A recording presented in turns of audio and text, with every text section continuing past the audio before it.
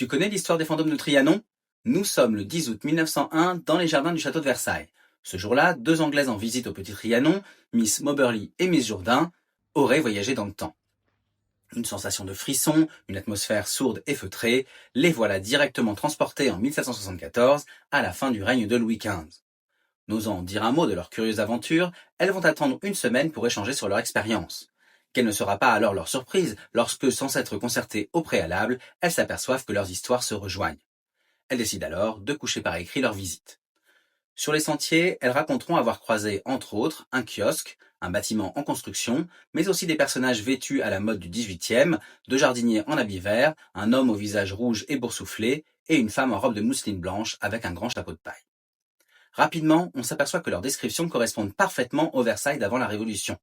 Mais, on le saura plus tard, avec des détails qu'aucun plan connu de 1901 ne montrait encore. Le kiosque, il a été détruit en 1776. L'homme au visage couvert de pustules, ce serait Louis XV, alors atteint de la petite vérole. Quant à la mystérieuse femme assise près du Petit Trianon, elle ne serait autre que Madame du Barry, sa favorite. Leur témoignage, publié en 1911 sous le titre « Les fantômes de Trianon », intrigue encore les historiens. Hallucinations, voyages temporels, rencontres surnaturelles, personne n'a jamais encore tranché. Alors la prochaine fois que tu te promèneras dans les jardins de Marie-Antoinette à Versailles, ouvre l'œil, le passé n'est peut-être pas si loin qu'on ne le croit. Tous les détails sur mon blog.